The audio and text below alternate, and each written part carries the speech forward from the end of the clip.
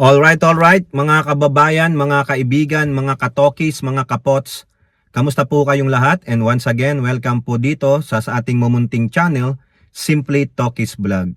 Tayo po ay magbibigay ng maiksing komento, opinyon at reaksyon sa mga mainit na usaping pangpolitika sa ating bansa. Pag-usapan natin mga kababayan, no? Ito pong si inyong Senator Bongo at si Secretary Vince Dizon. Ako, delikado to, no? Si Senator Bongo po ay nag-iiyak. Nagpa-presscon po siya. No, mukhang sinasabi niya, iniisa-isa na kami. Inuunti-unti na kami ng mga Duterte. Dapat lang. Kung may nagawa kayong mali, why not? Dapat kayong panagutin. Di ba sabi mo, hindi kayo tatakbo sa accountability? O ayan. Kung hindi kayo guilty, wala kayong kasalanan, ba't hindi kayo marap sa investigasyon? Bakit ka magpapa-presscon? Di ba? Face the music. Face it like a man. Sabi nyo nga, di ba? Sabi pa nga ni Bato kay Elizalde ko, face it like a man. Di ba? Kung ano-ano pong pinagsasabi ni Bongo dun sa kanyang presscon, no? Mukhang manghudas to eh. Hudas talaga mga kababayan, no? Biruin ninyo. Mukhang napagplanuhan si Bongo, no? Ewan ko kung sino nagplano sa kanya, pero po sa kanyang presscon nagdadrama siya, nag-iiyak mga kababayan kung ano-ano na lang ang pinagsasabi niya. Okay, at ganoon din po si Secretary Vince Dizon. Nako, Secretary Vince Dizon, malaki ang pagpapaliwanag mo dito. Mukhang may nakadiscovery sa'yo. Mukhang isa ka ring nagtatago sa mga kontraktor. Ay, nako, hinahamon po si Vince Dizon na magpaliwanag tungkol sa tie-up niya sa kontraktor. Nakaw, yari. Hinahamon po siya. Magpaliwanag ka. Sino po yung naghahamon mamaya? Okay, shout out po lahat sa inyo and may God bless us all. Now, pasok tayo dito kay Bongo. Ito pong si Bongo, nababalita po ito. Mukhang dadamputin to ng ICC. Mukhang makakasama niya na rin yung kanyang long loss, yung kanyang miss na amo, yung gusto niyang siya ang magpalit ng brief, magpunas ng puwet ni Duterte, maglagay ng sapatos, medyas, tsinelas, idamitan niya, paliguan niya, maging totoong Alfred si Bongo. Alam niyo yung Alfred sa Batman and Robin. Si Alfred yung dakilang butler ni Batman. He will do everything for the sake of Batman. He will do everything for the welfare of Batman. Yan po si Bongo. Yun nga lang si Alfred, umalis lang saglit si Batman, naging senador mga kababayan. Biruin nyo nga naman, nautusan lang bumili ng brief na punta ng Senado. Ano po yung drama ni Bongo? Kasi nga, nauugnay nga itong si Bongo sa mga sinasabing flood control scam, lalo na sa mga kontraktor. Ang pamilya po nito ay may CLTG. Ano po yung CLTG? Christopher Lawrence Tesoro Go. Ayan. Yan po yung kanilang pangalan ng kanilang kontraktor na sabi daw ang namamahala ay ang kanyang ama. Di ba? Bakit nga naman pinangalan sa'yo? Bakit? Bakit pinangalan sa'yo? Di ba? Bakit ginamit yung pangalan mo? Di sana kung talagang malinis ka, ayaw mong maka-impluwensya ng mga kontrata sa gobyerno, lalong-lala nung mayor si Digong, na mayagpag yung construction firm ninyo, di sana iniba mo na lang yung pangalan. Dapat sinabi mo na lang, Batong Bakal Construction Firm. O at least, wala, hindi ginamit ang pangalan mo. Mas kinasabihin mo pa na, hindi po ako kontraktor, hindi po ako negosyante. Pwede pa ako maniwala kasi Batong Bakal Malalaman lang kung sino yung owner na nakalagay sa SEC. Kung nakaupo ka sa board, problema ba rin yun? Ngayon, yan na nag-iiyak siya. Mukhang pinaiimbestigahan na po kasi ni Boying Rimulya through DPW Secretary Dizon yung tie-up, yung link niya sa mga Diskaya couple. Kasi nag-tie up pala ito, yung CLTD niya through his father, na meron kontrata ang Diskaya dyan sa Davao City. Biruin nyo, karamihan ng proyekto sa Davao City ay nakuha ng construction firm ng pamilya niya. Tapos hindi nga siya negosyante. Niwala naman ako sa iyo, i-inchik ka. Karamihan ng inchik negosyante, tapos ikaw di ka negosyante. Sinong lokohin mo, Bongo? Sinong lolokohin mo? Sinong lolokohin mo? Mostly, sabi natin 90% ng inchik sa Pilipinas, mga negosyante yan, business-oriented minded yan. Ha? O ngayon, ano po ang banat niya? Dahil mukhang matitiklo siya dito eh. Tapos kakasuhan pa siya ng ni Trillanes, ang daming ikakaso sa kanya. Senador, hindi kontraktor. Aba, magkatunog yun ah. Bongo denies ties to Discaya's in flood control mess. O, ayun naman pala. Ha? Hindi daw siya kontraktor. Senador daw siya. Niwala naman ako sa iyo. Oh, hindi ka nga kontraktor ngayon, pero hindi ka kontraktor ngayon kasi senador ka. Pero bago ka naging senador, ano ka? Bakit mo pinagamit yung pangalan mong Christopher Lawrence Go o Christopher Lawrence Tesoro Go sa iyong pamilya? Why? Why? Why? Siguro alam nyo naman yung dahilan. Kasi siya nga si Bongo, malapit kay Digong. O pag sinabing, teka muna, may gagawing ganitong flood control, siyempre magbibid kayo. Nakalagay, Christopher Lawrence Tesoro Go. O makikita yon sa procurement. Kay ano to kay SAP to SAP. Okay ba to? Ikayo to Oo. Sa parents ko. Pangalan mo pa lang, na-impluwensyahan na eh. May impluwensya na eh. Di ba, hindi mo ba nagigets, Bongo? Di sana kung talagang malinis ka, binabi mo sa tatay mo, tay, wag mong gamitin ang pangalan ko. Pero hinayaan mo, bugok!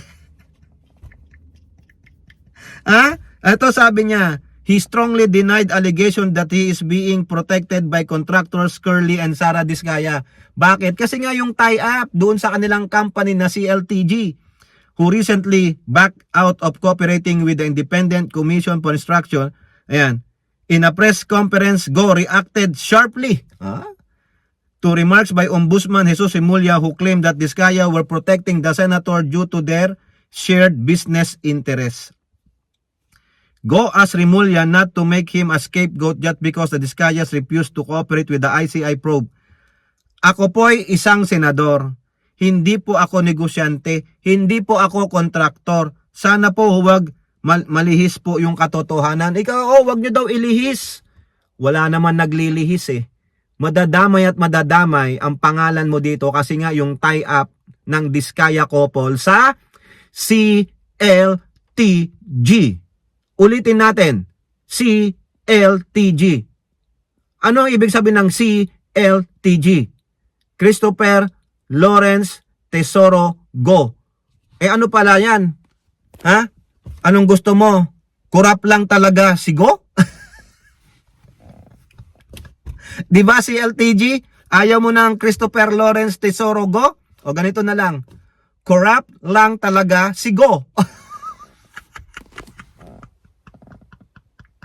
Di ba? Ganun na lang sanang ginawa mong pangalan. Oo. Kurap lang talaga si Go. Di ba? Hoya nga, hingo. Hingo. Hena or wong. Wag daw ilihis. Hindi naman nililihis.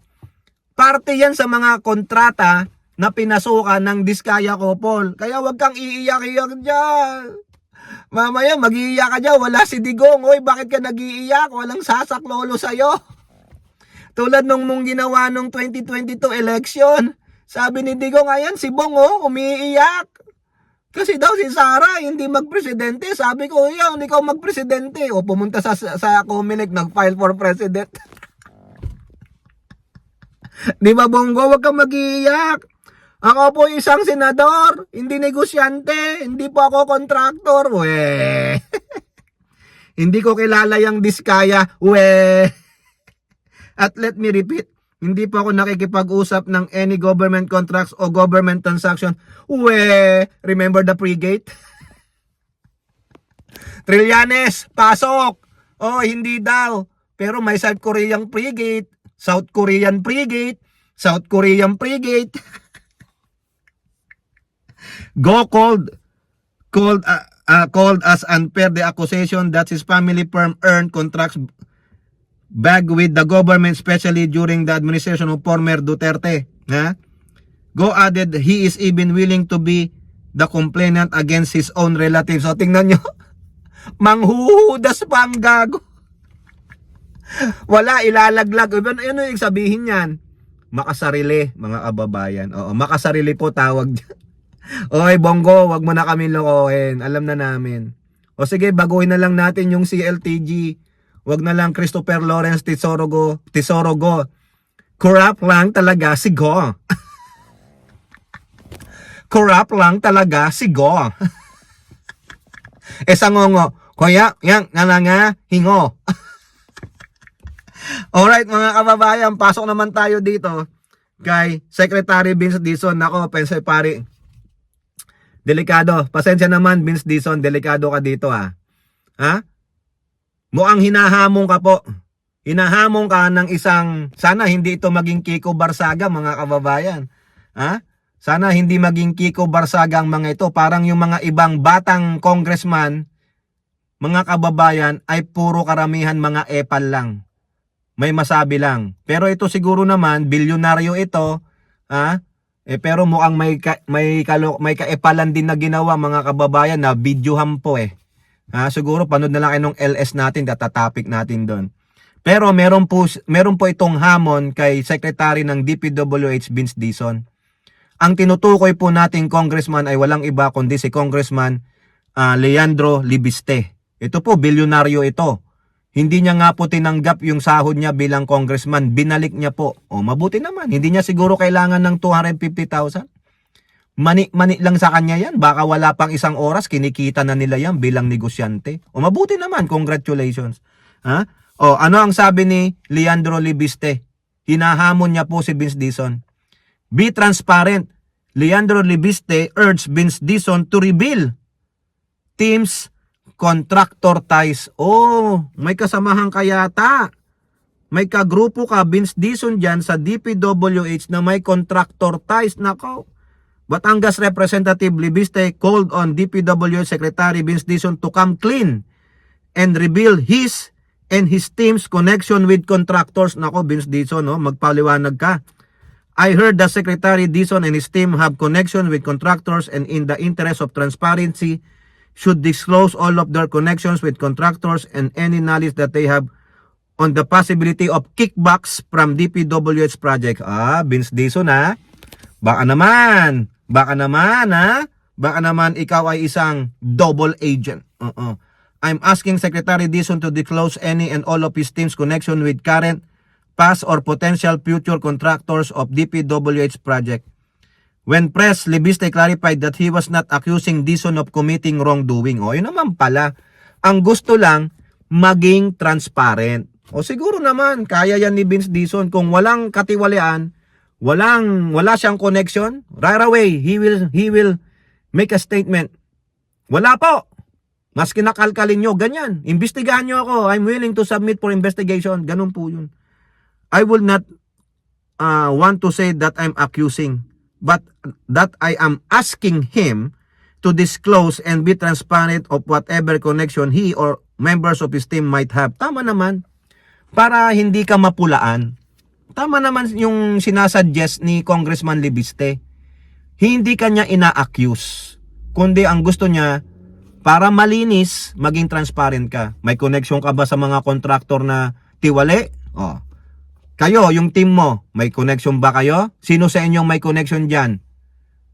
Past, present. Hindi pa yung future. Wala pa. Past and present. Nakipagkontrata ka ba sa Diskaya, sa SYMS o whatever na nababanggit ng mga tiwali doon sa 15 contractors?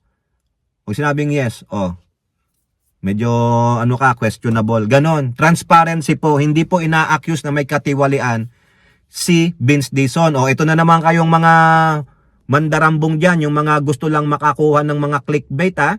Baka mamaya i-twist no naman yung sabihin ni Congressman Libiste. Ha? Huwag kayong gamol, huwag kayong mga gagot sinungaling. Hindi po siya nag-a-accuse kay Vince Dizon, kundi ang gusto niya maging transparent lang para po maging maayos na itong DPWH. While acknowledging that Dizon has done a much better job than his predecessor, Libiste said that with the public temperature right now, no one should be beyond scrutiny. Correct. Para hindi mapulaan. So, I think it's only fair that we give Secretary Dizon the chance to be transparent and disclose if there any truth to what we've heard. Kasi may bubuyog daw po. Ha? Kaya yan po, mga kababayan. Tama po to. Ako mag-agree for the sake of the department, for the sake of Secretary Vin Dizon. Alam natin, gusto mong labanan ng corruption, maayos yan, pero dapat transparent din. No, I agree with Congressman Libistre. Ha, tama ba? O yan, nakalimutan ko na naman. Ha? Secretary Vince, hindi ka ina-accuse ng any wrongdoings. He only wants transparency. What actually we need? Kasi mainit po talaga. Ayaw na ng tao ng corruption. Okay, so kayo po, ano pong inyong masasabi? Comment down below and don't forget to like and share. Hope to see you in the next videos. Bye-bye. God bless.